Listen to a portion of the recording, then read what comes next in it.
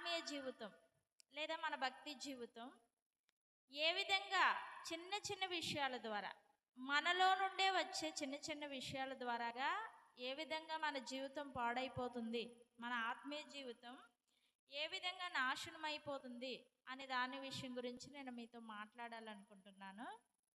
అయితే బైబిల్ అంతటిని పరిశీలన చేసి మనం అధ్యయనం చేస్తే మనల్ని సులువుగా పాపంలోనికి మనలో నుండి వచ్చి, దేవుని వాక్యం చెప్తుంది కదా, మనుషుని బయట నుంచి వచ్చినవి మనుషుని అపవిత్రపరచవు కానీ లోపల నుంచి వచ్చినవి మనుషుని అపవిత్రపరుస్తాయని స్వయంగా ఈ మాటను ఎవరు చెప్పారు?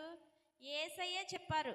ఏమని చెప్పారంటే, అక్కడ పరిసయ్యులు వాళ్ళందరూ, ప్రభువా యేసయ్య, మీ శిష్యులు వారి చేతులు కడుక్కోకుండా, బోధకుడా మీ శిష్యులు చేతులు కడుక్కోకుండా భోజనం చేస్తున్నారు అని అన్నప్పుడు, అప్పుడు యేసయ్య ఒక శ్రేష్టమైన మాట చెప్పారు.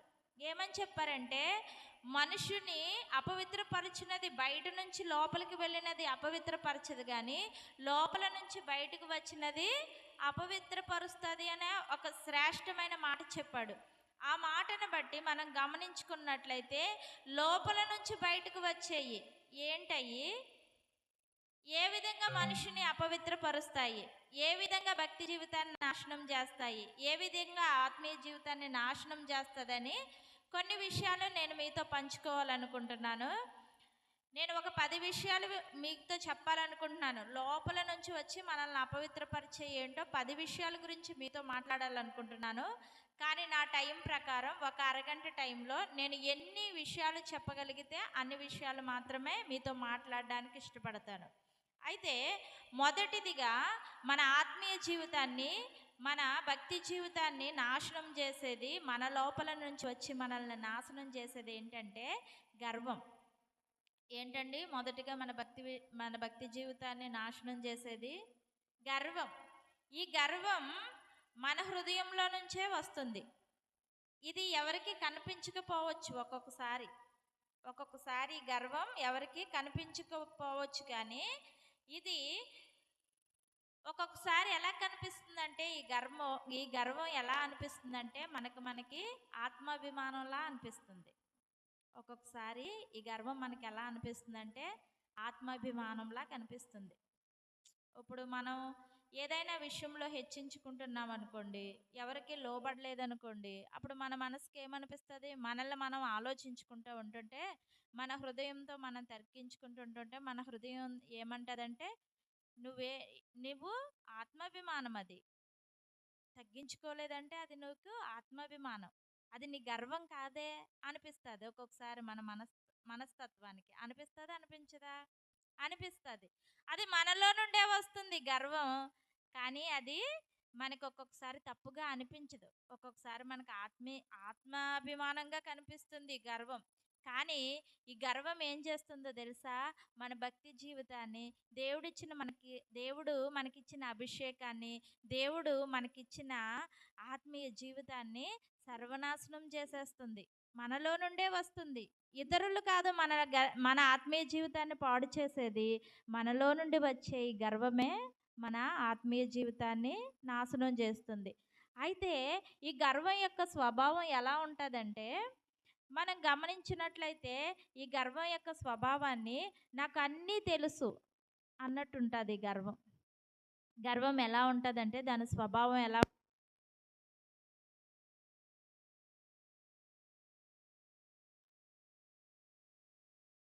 నాకు అన్ని విషయాలు తెలుసు, నాకేమీ చెప్పక్కర్లేదు అంటది గర్వం.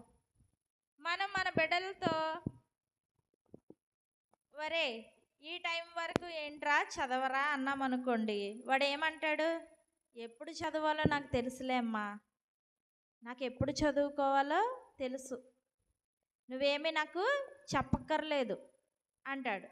లేకపోతే వరే ఈ టైం వరకు ఆడకరా అంటే, మాకు తెలుసులే అని అంటాడు. అది ఏంటంటే గర్వం యొక్క తాలూకు, అది గర్వం యొక్క స్వభావం. నాకన్నీ తెలుసు అనే స్వభావం. నాకన్నీ తెలుసు అనుకునేవాడు మనం చెప్తే వినలేదనుకోండి, ఒకనొక టైంలో ఏమైపోతాడు? ఎందుకు పనికి రాకుండా పోతాడు. ఈ గర్వం యొక్క రెండో స్వభావం ఎలా ఉంటుందంటే, ఆ విషయం నాకు ముందే తెలుసు అన్నట్టుంటుంది. ఒక్కొక్కసారి సేవకులు నిలబడతారు, లేకపోతే మనకి ఏదైనా మాట చెప్పేవాళ్ళు నిలబడతారు, చెప్తా ఉంటారు.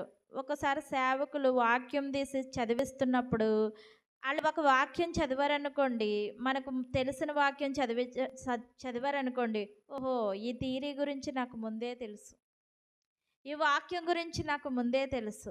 అంతేగాని ప్రభా, ఒక నూతనమైన సేవకుని నిలబెట్టావు కదా, ఈయన ద్వారాగా నాతో ఏం మాట్లాడాలనుకుంటున్నావు, నేను ఎవ్వరు చెప్పినా వినడానికి సిద్ధంగా ఉన్నాను, వాళ్ళ ద్వారాగా నువ్వు నాతో ఏమో మాట్లాడతావో అనే మనస్తత్వం ఉండదు.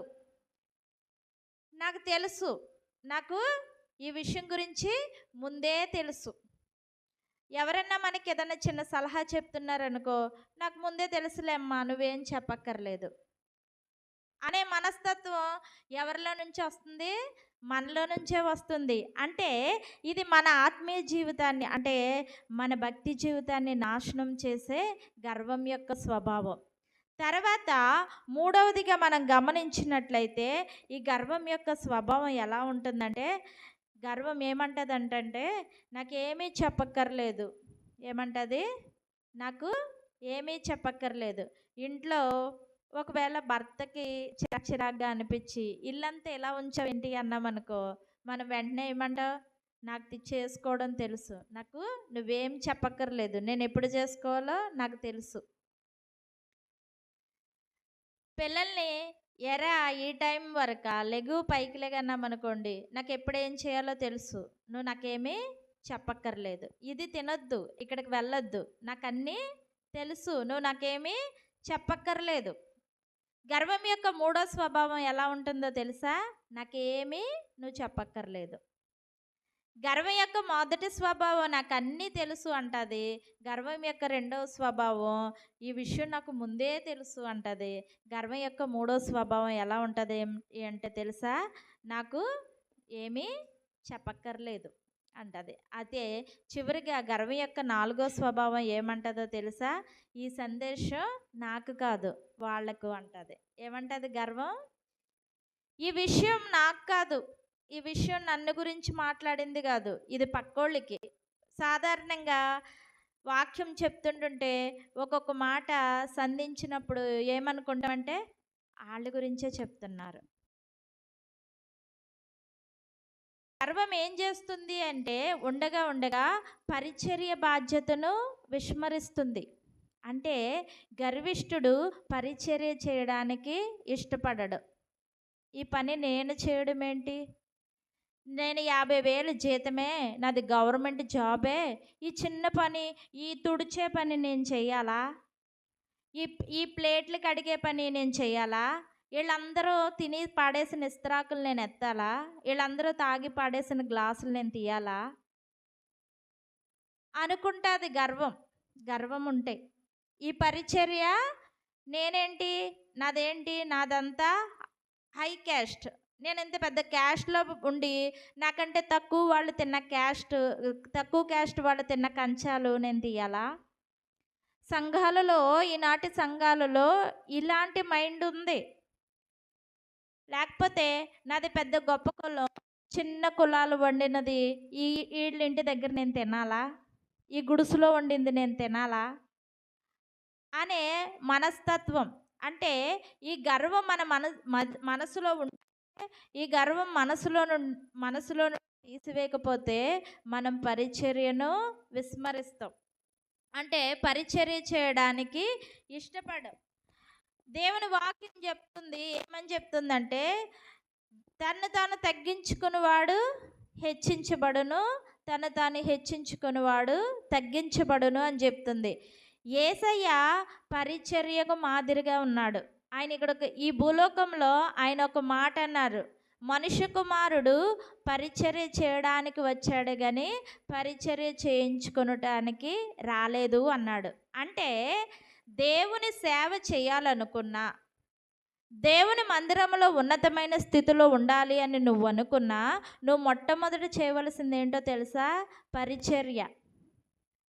నువ్వెంత గొప్ప ఉన్నతమైన స్థానానికి వెళ్ళిపోయి యేసయ్య అనలేడా, నేను రోగులను స్వస్థపరచడానికి వచ్చాను, బాగు చేయడానికి వచ్చాను అని చెప్పుకోవచ్చు. కానీ ఆయన అలా చెప్పలే, నేను పరిచర్య చేయడానికి మాత్రమే వచ్చానన్నాడు. అంత గొప్ప బోధకుడు, అంత గొప్ప నీతిమంతుడు, అంత గొప్ప అద్భుత కార్యాలు చేసే యేసయ్యే పరిచర్య చేయడానికి వచ్చాను అంటే కొంచెం పాటల టాలెంట్ ఉంటే చాలు, కొంచెం వాక్యం చెప్పే వాక్య వాక్య తలాంతుంటే చాలు, కొంచెం ఒక 50,000 జీతం వస్తే చాలు, ఒక మంచి ఉద్యోగం ఉంటే చాలు. నా స్థానం ఇది కాదు, నేను ఉల్లిపాయలు కోసే స్థానం కాదు, నాది వంటలు చేసే స్థానం కాదు, నేను పెద్ద మ్యూజిషియన్, లేకపోతే నేను పెద్ద సింగరు, నా స్థానం ఇది కాదు అనుకుంటున్నావా నీ జీవితంలో? అది నీ లోపల నుంచి బయలుదేరిన గర్వం. అది నీ భక్తి జీవితాన్ని నాశనం చేస్తుంది, అది నీ ఆత్మీయ జీవితాన్ని నాశనం చేస్తుంది. బయట నుంచి వచ్చిన వారెవరో మన ఆత్మీయ జీవితాన్ని నాశనం చేయలేరు. లోపల నుంచి వచ్చే ఈ గర్వం అనే స్వభావం ముందుకు చూసారా? మొట్టమొదటిది ఈ గర్వం నిన్నేమీ నేర్చుకోలేని వానిగా చేస్తుంది, నీ ఆత్మీయ జీవితాన్ని నాశనం చేస్తుంది, పరిచర్య జీవితానికి నిన్ను దూరం పెట్టేస్తుంది. యేసయ్య నీకు ఆయన మాదిరి చూపించిన జీవితానికి నిన్ను దూరం పెట్టేస్తుంది. ఆయన పరిచర్యకి ఎంతో మాదిరి చూపించారు. మనం పరిచర్య చేయలేని వానిగా భ్రష్టులుగా మిగిల్చేస్తుంది ఈ గర్వం. అందుకని మనం ఈ గర్వానికి దూరంగా ఉండాలి. తర్వాత కొంతమంది జీవితంలో చూసుకున్నట్లయితే నేను భక్తిపరుణ్ణి అనే గర్వం ఉండిపోతుంది. ఎవరో అవసరం లేదు. మనం లూకా సువార్తలో చూస్తాం కదా, పరిసయుడు సుంకరి. సుంకరి అంటే ఆ రోజుల్లో పాపులతో సమానంగా చూసేవారు. పరిసయులంటే నీతిమంతులు. వాళ్ళు ప్రతిరోజు ధర్మశాస్త్రాన్ని చదువుతారు, వాళ్ళకున్న ప్రతి వస్తువులో 10వ వంతు తీసుకొస్తాడు, ప్రతిరోజు ప్రార్థన చేస్తాడు. అందుకే లూకా సువార్తలో అతను అంటాడు, ఈ సుంకరి లాంటి స్వభావం నాకు లేదు. సుంకరి ఏంటంటే ఇతరుల పట్ల మోసమైన కార్యాలు చేస్తూ పాపం జీవితంలో బ్రతికేవాడు. కాబట్టి ఈ సుంకరి వానిగా, ఈ పాపాత్ముడుగా నన్ను చేయనందుకు నీకు స్తోత్రాలు ప్రభువా అన్నాడు. కానీ దేవుడు ఏమన్నాడు? అతని కంటే అంటే పరిసయ్యుని కంటే సుంకరినే నీతిమంతునిగా ఎంచాడు. ఎందుకు ఎంచాడంటే అక్కడ మనం సరిగ్గా గమనించినట్లయితే పరిసయ్యుని జీవితంలో ఏముంది? నేను భక్తిపరుణ్ణి అనే గర్వం ఉంది. ఏం గర్వం ఉంది? భక్తిపరుణ్ణి అనే గర్వం. చాలామందికి భక్తిపరులైతే గర్వం. మంచిగా బైబిల్ చదివి మంచిగా బ్రతికితే, మంచి ఆత్మీయ జీవితం జీవిస్తే గర్వం. దేవుని మహాకృప చేత వీళ్ళు ఒక క్రమమైన రీతిలో బ్రతికితే గర్వం. దేవుని మహా ఆశీర్వాదం చేత దేవునికి మంచి ప్రార్థన చేయగలిగితే గర్వం. ప్రతి వారం ప్రార్థనకు వచ్చినా గర్వమే. వారం వారం నేను ప్రార్థనకు వెళ్తాను, నాలాంటి భక్తిపరులు ఎవరో లేరు, పక్కోళ్ళని ఊరికే నిందించేస్తూ ఉంటాం. ఏమంటామంటే వాళ్ళు ప్రార్థనే చేయరు, అసలు వాళ్ళ బ్రతికే కరెక్ట్గా ఉండదు, వాళ్ళు నీతిగా ఉండరు, వాళ్ళు నిజాయితీగా ఉండరు. ఏం తెలుసు? దేవుడు అంచె దినములలో మొదటివారు కడపటివారు, కడపటివారు మొదటివారు అవుతారు. అందుకే పౌలు గారు అన్నారు, నిలబడిన నీవు పడిపోతావేమో జాగ్రత్తగా చూడు అన్నారు. ఇప్పుడు భక్తిగా లేని వారే ముందు రోజుల్లో గొప్ప భక్తిపరులు అవుతారేమో. ఇప్పుడు నీతిగా లేని వారే ముందు రోజుల్లో నీతిమంతుల కుటుంబంగా తీర్చబడతారేమో. దేవుడు వాళ్ళ పట్ల అట్లాంటి కృప చూపిస్తాడేమో, ఎవరికి తెలుసు? భక్తి గర్వంతో, అంటే నేనే భక్తిపరుణ్ణి, నేనే కరెక్ట్గా చేస్తున్నాను, నేనే అన్నీ కరెక్ట్గా ఇస్తున్నానని భక్తి గర్వంతో దేవుని దగ్గర మాట్లాడిన ఈ పరిసయ్యుణ్ణి భక్తిహీనుడిగా ఎంచాడు. ఈ నీతి లేని సుంకరిని నీతిమంతుడిగా ఎంచాడు దేవుడు. కారణం ఒకటే, ఇతని హృదయంలో గర్వం ఉంది, ఇతని హృదయంలో తగ్గింపు ఉంది. తగ్గించుకున్నవాడు హెచ్చించబడ్డాడు, తన భక్తిని బట్టి హెచ్చించుకున్నవాడు తగ్గించబడ్డాడు. అందుకని గర్వాన్ని మనం ఎప్పుడు ఏ విషయంలో మన హృదయంలో నుంచి బయటికి రాకుండా చూసుకోవాలి. తర్వాత మనం ప్రభువుని బట్టి, మన నీతి కార్యాలను బట్టి కాక, మన ఆత్మీయ జీవితం కేవలం మన మోకాళ్ళేసి ప్రార్థన చేయడం ద్వారా, దేవుని సన్నిధిలో తగ్గించుకోవడం వల్ల, దేవునికి విధేయత కలిగి జీవించడం వల్ల మాత్రమే అభివృద్ధిలోనికి వస్తుంది. మన భక్తి జీవితం ఎప్పుడు అభివృద్ధిలోనికి వస్తుందయ్యా అంటే, దేవునికి లోబడి జీవించినప్పుడు మాత్రమే అభివృద్ధిలోనికి వస్తుంది. అంతేగాని మన నీతి కార్యాల వల్లో, మన ప్రార్థనా జీవితం వల్లో, లేకపోతే మన పాటల వల్లో, మన గొప్పతనం వల్లో, మన టాలెంట్స్ వల్లో అది ఆత్మీయ జీవితం అభివృద్ధిలోనికి రాదు. మన ఆత్మీయ జీవితం అభివృద్ధిలోనికి రావాలంటే కేవలం మనల్ని మనం తగ్గించుకొని దేవునికి విధేయత కలిగి ఆయనకు లోబడి జీవించాలి. అప్పుడే మనం అభివృద్ధిలోనికి వెళ్తాం. అయితే ఎప్పుడైతే మనం నేర్చుకోలేని వానిగా ఉంటామో అప్పుడు మన ఆత్మీయ స్థితి దిగజారిపోతుంది. మనం ఎప్పుడు నేర్చుకోలేని వానిగా ఉండకూడదు, ఎప్పుడు నేర్చుకునే వానిగానే ఉండాలి. ఎప్పుడైతే నేర్చుకోలేని వానిగా మనం ఉండిపోయామో మన ఆత్మీయ స్థితి ఏమైపోద్దంటే దిగజారిపోతూ ఉంటుంది. గర్వం ఏం చేస్తుందో తెలుసా? మనల్ని ఏమీ నేర్చుకోనివ్వకుండా చేస్తుంది. ఎందుకు? నాకంతా తెలుసు అంటది, నువ్వేం చెప్పక్కర్లేదు అంటది, ఇది నాకు కాదులే ఆడికంటది గర్వం. అందుకని గర్వంతో మనం ఉంటే మనం ఏమీ నేర్చుకోలేం, ఏమీ వినలేం. వాడు చెప్తే నేను వినేదేంటి, నాకంటే మంచి వాక్యం వచ్చా అనేవాళ్ళు కూడా ఉన్నారు. ఉన్నారా లేదండి? ఎవరు చెప్పినా వినేవాళ్ళు ఎవరు లేరు. ఎవరన్నా వాక్యం నిలబడి చెప్తుంటే ఆడు చెప్తే మన మీద ఏంటి, మనకంటే గొప్పగా చెప్పేస్తాడేంటి అనుకునేవాళ్ళు ఎంతమంది లేరు? అందుకే మనలో ఉన్న ఈ గర్వం మనల్ని ఏమీ నేర్చుకోనివ్వకుండా చేస్తుంది. తర్వాత ఈ గర్వం మనం కదలలేని వానిగా చేసేస్తుంది. తర్వాత ఈ గర్వం మనని లోబడని వానిగా, దేవుణ్ణి చేరుకోలేని వానిగా చేస్తుంది. అందుకనే ఈ దేవుని లోబడని వానిగా చేసే ఈ గర్వాన్ని మనం ఎప్పుడూ మన హృదయంలో ఉంచుకోకూడదు. ఈ గర్వానికి మనం దూరంగా ఉండాలి.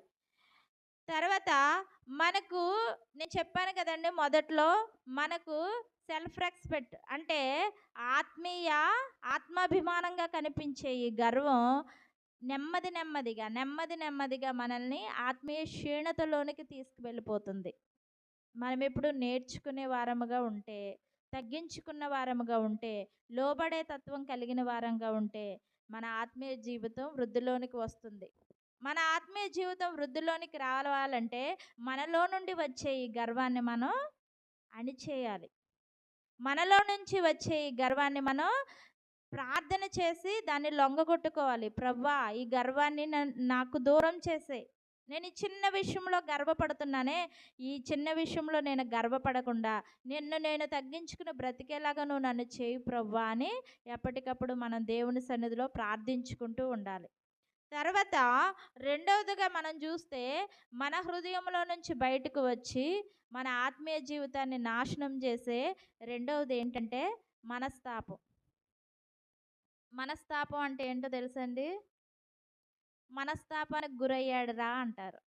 వీడు చాలా మనస్తాపానికి గురయ్యాడు, ఈ విషయంలో వీడు చాలా మనస్తాపం చెందాడు, లేకపోతే ఈమె చాలా మనస్తాపం చెందింది అంటారు. అసలు ఇది మనకు తప్పుగానే అనిపించదు. నేను ఈ విషయం గురించి అధ్యయనం చేస్తున్నప్పుడు నన్ను నేనే పరీక్షించుకుని నాకు ఈ విషయం చాలా నా ఆత్మను చాలా కలిచివేసింది. ఏంటి, ఈ మనస్తాపం గురించి నేను అధ్యయనం చేస్తున్నప్పుడు నన్ను నేనే పరీక్షించుకోవలసిన ఒక స్థితి అనేది నాకు ఏర్పడింది. అయితే ఈ మనస్తాపం గురించి మనం గమనిస్తే, అసలు మనస్తాపం అంటే ఏంటి అంటే, మనలో కొంతమంది గాయపరుస్తారు, మనలో కొంతమంది బాధపడుతూ ఉంటారు. అప్పుడు మనం దేవునిని బట్టి ఏమంటామంటే, దేవుని ప్రేమను బట్టి వారిని క్షమించేస్తున్నాను. మనం దెబ్బలాడేటప్పుడు కూడా అంటాం కదా, చాలామంది అంటూ ఉంటారు, వింటాను, నిన్ను దేవుని ప్రేమను బట్టి క్షమిస్తున్నాను కానీ లేకపోతే నువ్వు నా చేతిలో ఏమైపోయేదానివో, లేకపోతే నువ్వు నా చేతిలో ఏమైపోయేవాడో, ఏదో దేవుని ప్రేమను బట్టి క్షమించేస్తున్నాను అంటాం. ఈ మనస్తాపం అంటే ఏంటంటే దేవుని ప్రేమతో క్షమిస్తున్నాను అని చెప్పి దాని తాలూకు చేదును హృదయంలో ఉంచుకోవడమే మనస్తాపం. అర్థమైందండి మీకు బాగా? నేను క్షమిస్తున్నాను. ఇప్పుడు నాగేంద్రక్క నా పట్ల ఏదో తప్పు చేసింది అనుకోండి, నాగేంద్రక్కని నేను క్షమించాను. కానీ ఆ ఆ క్షమాపణ ఆమె చేసిన, నా హృదయానికి చేసిన గాయం తాలూకు చేదు ఉంది చూసారా, దాన్ని మాత్రం మర్చిపోలేకపోతున్నాను. ఇది కూడా మన హృదయంలో నుంచే వస్తుంది. ఇది కూడా మన హృదయంతో పోరాటం చేస్తూనే ఉంటుంది. ఈ స్వభావం, ఈ మనస్తాపమైన స్వభావం మన హృదయంతో పోరాటం చేస్తూనే ఉంటుంది అనమాట. అయితే మనసుకు తగిలిన గాయాన్ని పదే పదే గుర్తు చేసుకోవడం, పదే పదే ఇతరులతో పంచుకోవడం మానేయాలి. మనల్ని చాలామంది చాలా బాధ పెడుతూ ఉంటారు. మనల్ని బాధ పెట్టినప్పుడు మనం ఫస్ట్ చేయవలసిన పని ఏంటో తెలుసా? మనకు తృప్తి కలగాలంటే, మనకు మనశ్శాంతి కలగాలంటే ఫస్ట్ చేయవలసిన పని ఏంటి? మనం చేసే పని ఏంటి? ఫస్ట్ ప్రార్థన కాదు. ఏం చేస్తాం? ఫస్ట్ మనల్ని ఒకడు బాధ పెట్టారనుకో, ఫస్ట్ మనం ఏం చేస్తాం? ఆ విషయాన్ని ఇతరులతో షేర్ చేసేసుకుంటాం. కొంతమంది పక్కోళ్ళకి చెప్పడానికి ఇష్టపడలేనోళ్ళు ప్రభువా అని దేవుని దగ్గర చెప్పుకుంటారు. ఎవరికొకళ్ళకి చెప్పాలి, చెప్పాలా కాదా? కానీ మనలో మనస్తాపం లేదు అని గుర్తించడానికి మనం ఏం చేయాలంటే, మనల్ని ఇతరులు గాయపరిచిన గాయాన్ని పదే పదే ఇతరులతో పంచుకోకూడదు, దాన్ని మర్చిపోవాలి. ఆ గాయం తాలూకు చేదును మనం మర్చిపోగలగాలి. కానీ మనం మర్చిపోగలమా? మర్చిపోలేం. అసలు మనకి మనస్తాపం అనేది చాలా న్యాయంగా కనిపిస్తుంది, అసలు తప్పుగానే కనిపించదు, యథార్థమైనదిగా కనిపిస్తుంది. అంతే కదా? మనల్ని వాళ్ళు బాధ పెట్టారు, వాళ్ళని మనం క్షమించాం కానీ వాళ్ళతో అంత బాండింగ్లో లేము, దాంట్లో తప్పేముంది? అది మనకు తప్పుగా అనిపించదు. కానీ అది చిన్నగా ప్రారంభమైన, మన హృదయంలో అంత చిన్నగా ప్రారంభమైన ఆ మనస్తాపం ఉండగా ఉండగా ఉండగా ఉండగా అదేం చేస్తుందంటే మన ఆత్మీయ స్థితిని ఏం చేస్తుంది? నాశనం చేసేస్తుంది. మన భక్తి జీవితాన్ని నాశనం చేసేస్తుంది. ఎలాగని మీకు చిన్న ఉదాహరణ చెప్తాను. ఒక ఇద్దరు వ్యక్తులు గొడవాడుకున్నాం, వాళ్ళకి మనకి పడట్లేదు. సరే, దేవుని ప్రేమను బట్టి ఆవిడని క్షమించేశాను, వాళ్ళని శిక్షించను, ఏమీ చేయను, వాళ్ళతో నేను మాట్లాడను అనుకున్నాం అనుకోండి. మన ఇద్దరి మధ్యలో మాటలు లేనిది పెరిగి పెరిగి పెరిగి అది ఏమవుతుంది? పగగా మారిపోతుంది. అంతేకాదు, మనం పగగా మారిపోద్ది. తర్వాత దేవుడు ఒక ఆజ్ఞ ఇచ్చాడు చూసారా మనకి, నీ శత్రువుని ప్రేమించుడి, మీ శత్రువుల్ని ప్రేమించుడి అని ఆజ్ఞ ఇచ్చాడు చూసారా. ఆజ్ఞను మనం ఏమాత్రం పాటించిన వారంగా మిగిలిపోతాం. నా నిజ జీవితంలో ఒక యథార్థమైన సంఘటన, నేను ఒకళ్ళు నన్ను మాట అన్నారని చెప్పేసి నేను వాళ్ళని కూడా మాటలన్నాను. అన్నప్పుడు నేను మందిరంలోనికి వచ్చినప్పుడు ఆరాధన జరుగుతుంది. ఎందుకో నా మనసు చాలా గద్దించేసింది, ఆరాధనలో నిలబడలేకపోయాను, దేవుని మందిరంలో ఒక్క క్షణం ఉండలేకపోయాను. సరే, వాళ్ళు నన్ను అంటే అన్నారులే, నేనెందుకు అంత తొందరపడి మాట అనగలగాలి? సరే, నన్ను నేను తగ్గించుకుని వెళ్ళి క్షమాపణ అడుగుదాం అనుకున్నాను. తర్వాత నేను క్షమాపణ అడిగేశాను, అది అక్కడితో అయిపోయింది. తర్వాత నేను ఒక నిర్ణయం తీసుకున్నాను. ఆ మనసు గద్దింపు నాకు చాలా వేదన కలిగించింది, నా హృదయాన్ని పిండేసినట్టు అయ్యి, ప్రభా ఇంకెప్పుడు నేను ఎవరితో గొడవ పెట్టుకోను, నేను ఎవరే నన్ను ఏదన్నా అన్నా విడిచిపెట్టేస్తాను, నేను మౌనంగా ఉంటాను. నీ వాక్యం చెప్పింది కదా, జ్ఞాని అయిన వాడు మౌనంగా ఉంటాడు, దాని తీర్పు తీర్చేవాడు దేవుడే అనుకుని నేను మౌనంగా ఉంటానని నాకు నేను తీర్మానం చేసుకుని, ఎవరన్నా నాతో గొడవ పడారనుకోండి, వాళ్ళతో ఇంకా మాట్లాడడం మానేస్తున్నాను. వాళ్ళ మీద పగ పెట్టుకుంటలేదు. వాళ్ళ మీద ఈర్ష్య పెట్టుకుంటలేదు. వాళ్ళు బాగోకూడదు అనుకుంటలేదు. కాకపోతే వాళ్ళతో నా సంబంధాన్ని తెంచేసుకుంటున్నాను. ఇష్టపడట్లేదు వాళ్ళతో మాట్లాడడానికి. కానీ ఈ మాట మాట మాట ఈ మాట నాతో నేను అధ్యయనం చేస్తున్నప్పుడు, నేను చదువుచున్నప్పుడు, దేవుడు నాతో మాట్లాడుతున్నప్పుడు, ఇది కూడా నా మనసులో ఉంది కదా! నేను తీర్మానం చేసుకున్నాను. నన్ను బాధ పెట్టినోళ్ళని నేను బాధ పెట్టకూడదు కానీ, నేనేమి అనకూడదు కానీ, నేను వాటిలతో మాట్లాడకూడదని నిర్ణయం చేసుకున్నాను కదా! ఇది కూడా నా మనసులో మొదలైన చిన్న పాపమే. ఇది కూడా పెరిగి పెరిగి నన్ను దేవునికి దూరం చేసేస్తది కదా అని నాకు నేను మాట్లాడుకున్నాననమాట. కానీ ఈ మనస్తాపం అనే పాపాన్ని మనలో నుంచి తీసివేయడం చాలా కష్టం. అంత త్వరగా దీన్ని తీయలేం. ఇది నా అనుభవంతో చెప్తున్న మాట. కానీ ప్రభువా, ఈ మనస్తాపం అనే పాపం నుంచి నన్ను దూరంగా పెట్టు. నన్ను ఎవరైనా బాధపరిచినప్పుడు వారిని క్షమిస్తున్నాను. ఆ క్షమాపణ, ఆ గాయముకు తగిలిన చేదు నుంచి కూడా నన్ను తప్పించు ప్రభువా అని ప్రార్థన చేసుకుంటున్నాను. అయితే ఈ మనస్తాపము ఎలాంటిదంటే, నిజానికి మనలో ఉన్న ఈ లక్షణం చెప్పాను కదండి, న్యాయమైందిగా, సర్వసాధారణంగా, ఎవరికి హాని కలిగించిందిగా అనిపిస్తుంది.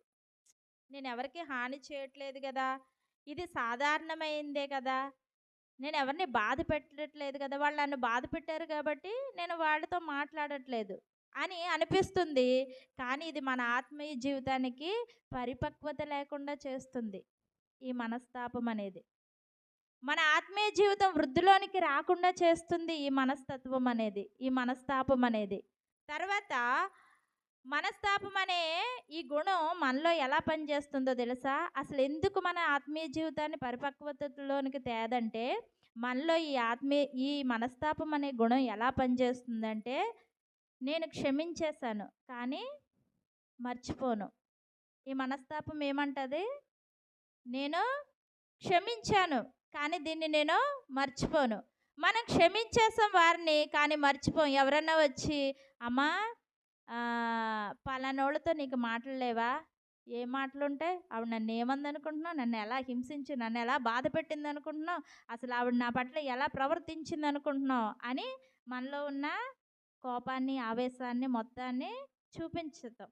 అంటే మర్చిపోయాను, క్షమించేశాను కానీ ఆ విషయాన్ని నేను మర్చిపోను అంటది ఈ మనస్తాపం. తర్వాత మనస్తాపం ఏమంటదో తెలుసా? నాకు నొప్పి ఉంది కానీ నేను స్వస్థత పొందను అంటది. నొప్పి ఉన్న ప్రతివాడు, బాధ ఉన్న ప్రతివాడు స్వస్థత పొందాలి.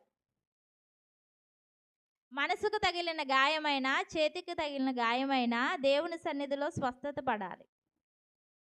కానీ మనస్తాపం అంటది, నాకు నొప్పి ఉంది, నాకు బాధ ఉంది ఆ గాయం తాలూకా, కానీ నేను స్వస్థత పొందాలనుకోవట్లేదు. ఆ గాయం తాలూకు నొప్పి నీ హృదయంలో ఉండిపోయింది. నువ్వు స్వస్థత పొందలేకపోయావు అనుకోండి, నీ ఆత్మీయ జీవితం ఎలా పరిపక్వత చెందుద్ది? నీకు స్వస్థత లేనప్పుడు నీ హృదయం ఎలా పరిపక్వత చెందుద్ది? తర్వాత ఈ మనస్తాపం ఏమంటదంటే, నేను ముందుకు వెళ్తాను కానీ వదలను. మనం ఒక విషయాన్ని వదలకుండా ముందుకు వెళ్ళగలమా? ఇప్పుడు వెంకటలక్ష్మి నేను మాట్లాడుకుంటున్నాం. వెంకటలక్ష్మి మాటలు వదలలేదనుకోండి, నేను ముందుకు వెళ్ళగలనా? నేను మాటలు వదలలేదనుకోండి, తను వదులుతలేదనుకో మాటలతో, తన ముందుకు వెళ్ళగలదా? ఈ మనస్తాపం అదే అంటది. ఏమంటదంటే, నేను ముందుకు వెళ్తాను కానీ వదలను అంటది. వదలకుండా ముందుకు వెళ్ళడం ఎలా సాధ్యం? మన మనస్సులో ఒక విషయాన్ని వదిలిపెట్టకుండా మన ఆత్మీయ జీవితంలో ముందుకు వెళ్ళడం సాధ్యమేనా? కాదు. ఈ మనస్తాపం యొక్క లక్షణాలు ఎలా ఉంటాయి? ఈ మనస్తాపం ఏం చేస్తుందంటే, మన హృదయంలో ద్వేషాన్ని పుట్టించి, పెంచి, పెద్దదిగా చేసి, చివరకు మన దేవుని ఆజ్ఞను మీరేవారిగా చేస్తుంది. ఏం చేస్తుందంటే, ఒక విషయము, ఈ మనస్తాపం ద్వేషాన్ని పుట్టిస్తుంది. పుట్టింది అలాగే ఉంచుద్దా? పెంచుద్ది. ఆ ద్వేషం ఉండకుండా ఉండకుండా రోజు రోజుకి పెరిగిపోద్ది కానీ తరుగుద్దా? ద్వేషాన్ని పెద్దదిగా పెంచి ఎలా చేస్తుందంటే పెద్దదిగా చేసేద్ది.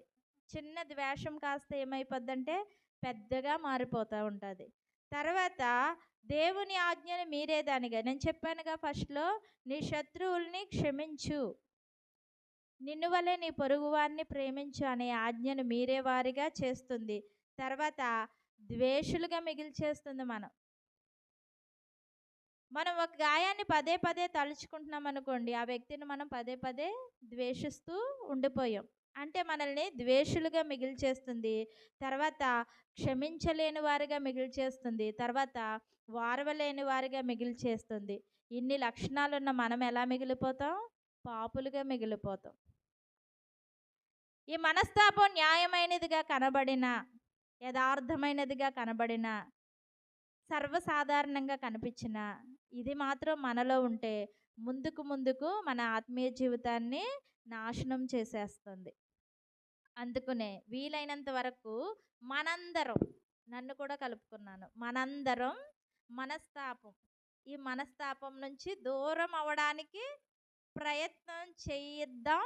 దేవుని సహాయాన్ని కోరుకుందాం. తర్వాత మూడోదిగా మనం చూస్తే మన హృదయంలో నుండి బయటకు వచ్చి మన ఆత్మీయ జీవితాన్ని నాశనం చేసేది. ఇంకా 10 నిమిషాలు మాత్రమే టైం ఉంది కాబట్టి నేను ఈ ఒక్క మాటను చెప్పి ముగిస్తాను. వీలైతే నాకు అవకాశం ఉంటే మిగతా 7 మాటలను నేను తర్వాత చెప్తాను, మన ఆత్మీయ జీవితాన్ని పాడు చేసే వాటి గురించి. తర్వాత మూడోదిగా మనం చూసుకుంటే రాజీ పడే మనస్తత్వం. ఏంటి? రాజీ పడే మనస్తత్వం. ఈ రాజీ పడే మనస్తత్వం మంచి విషయాల్లో రాజీ పడితే పర్వాలేదు.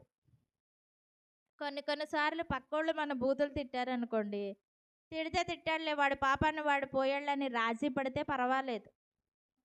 మంచి విషయాల్లో రాజీ పడకుండా చెడ్డ విషయాల్లో రాజీ పడ్డామనుకోండి, ఈ రాజీ పడే మనస్తత్వం మనల్ని, మన ఆత్మీయ జీవితాన్ని, మన భక్తి జీవితాన్ని నెమ్మదిగా నాశనం చేసేస్తుంది. నేను ఇప్పుడు చెప్పే ఈ 10 మాటలు మనల్ని ఒకేసారి నాశనం చేయు. నెమ్మదిగా మన ఆత్మీయ జీవితాన్ని క్షీణింపచేస్తాయి. మొదట ఈ రాజీ పడే మనసు పెద్ద పెద్ద విషయాలతో కాక చిన్న విషయాలతోటి ప్రారంభమయ్యి చివరికి వ్యసనంగా మారి మన భక్తి జీవితాన్ని నాశనం చేస్తుంది. చిన్న విషయాలతోటే మొదలవుతుంది ఈ రాజీ పడే మనస్తత్వం. ఎలా మొదలవుతుందంటే చిన్న అనుమతితో. ఈ రాజీ పడే మనస్తత్వం ఎలా మనలో నుంచి ప్రారంభమవుతుందంటే చిన్న అనుమతితో. ఏమవుతుందిలే, చిన్నదే కదా, ఏమవుతుందిలే, ఎవరు చూస్తారులే. సపోజ్ నా మీదే పెట్టుకుని చెప్తున్నాను. నేను ఇప్పుడు ఈ ఒక్క డ్యూటీ చేస్తున్నప్పుడు ఎవరైనా చిల్లర మర్చిపోయారనుకోండి, ఒక 5 రూపాయలు ఎంతో మర్చిపోయారనుకో, చిన్న అనుమతి, నాలో నుంచి చిన్న అనుమతి, 5 రూపాయలే కదా, ఏమవుద్దులే, నాకు గుర్తుంది వాళ్ళకి ఇవ్వాలి, నేను మర్చిపోతే అది వేరే విషయం, నాకు గుర్తుంది వాళ్ళకి ఇవ్వాలి, వాళ్ళు దిగేటప్పుడు వాళ్ళు చూస్తున్నారు నా దగ్గర ఆ డబ్బులు ఉన్నాయి ఇవ్వడానికి, చిన్న అనుమతి, వాళ్ళు మర్చిపోయారు కదా, ఏమైందిలని నాలో నుంచి వచ్చింది చూసారా చిన్న అనుమతి. ఆ అనుమతి ఈ రాజీ పడే మనస్తత్వం ఆ చిన్న విషయంతో ప్రారంభమవుతుంది. తర్వాత చిన్న సాకుతో ప్రారంభమవుతుందంట రాజీ పడే మనస్తత్వం. చిన్నదే సాకు, అమ్మ ప్రార్థనకు రాలేదే, చిన్న సాకే, పని అవ్వలేదండి, అమ్మ ప్రార్థన చేయలేదే, చిన్న సాకే, భారంగా ఉంది, లెగలేకపోయాను, తెల్లరగట్ల లెగిసి ప్రార్థన చేసుకోలేదే, చిన్న సాకు, చాలా నీరసంగా ఉంది.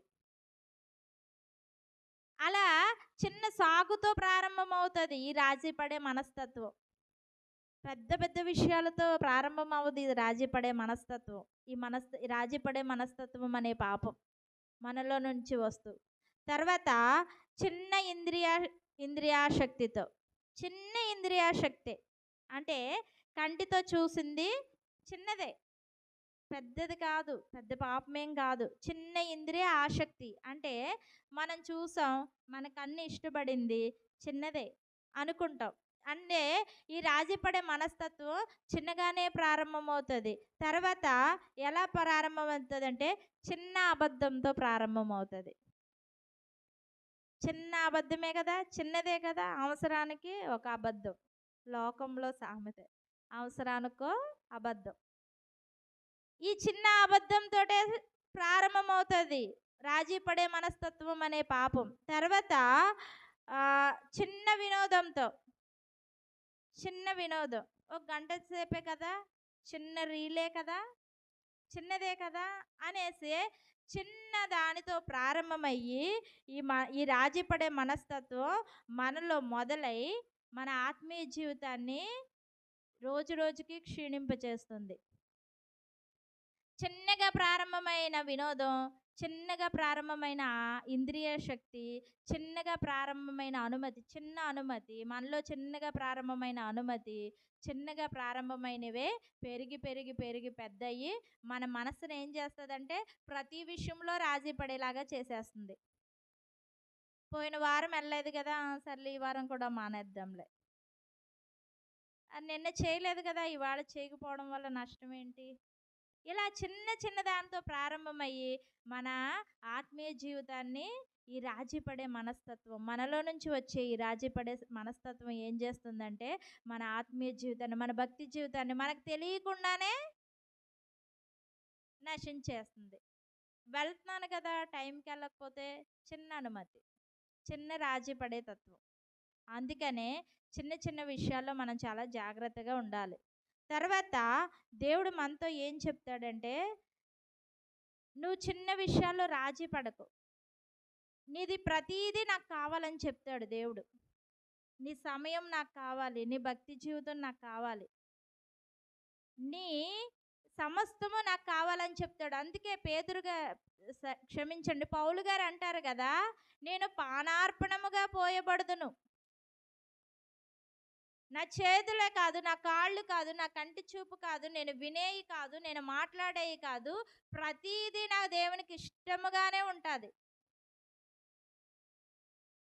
పానార్పణముగా పోయబడడం అంటే ఇంకా అర్పించేసుకోవడం. ప్రతిదీ నీకు ఇష్టముగానే ఉంటుంది అని అక్కడ పౌలు గారు మాట యొక్క అర్థం. దేవుడు ప్రతి చిన్న విషయంలో రాజీ పడకండి, మిమ్మల్ని మీరు పరిపూర్ణంగా నా కోసం అర్పించుకోండి.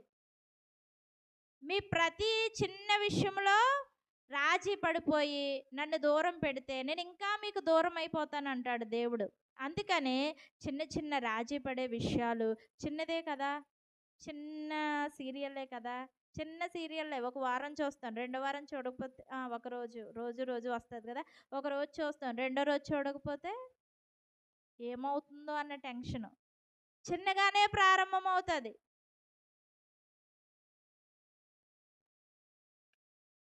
సర్లే ఖాళీగానే ఉన్నాం కదా, ఈ ఒక్క రోజుకే కదా, ఫ్రెండ్స్తో ఆడదాం. మళ్ళీ స్కూల్కి వెళ్ళిపోయినా కాలేజ్కి వెళ్ళిపోయినా మనకి ఛాన్స్ ఉండదు కదా, చిన్నగానే ప్రారంభమవుతుంది. కానీ ప్రతిరోజు గంట కాస్త 2 గంటలు అవుతుంది, 2 గంటలు కాస్త 3 గంటలు అవుతుంది. మన టైం అంతా వేస్ట్. చదువుకునే బిడ్డల కోసం నేను ఈ మాట చెప్పాను. చిన్నగానే పక్కింటికి వెళ్ళి ఒక చిన్న మాట మాట్లాడి వచ్చేద్దాం, చిన్న మాటే, వెళ్తాం, గంట అయినా రాము, 2 గంటలైనా రాము, చిన్నదే కదా అనుకుంటాం. కానీ మన 2 గంటల టైంని వేస్ట్ చేసేస్తాం వ్యర్థమైన మాటలతో.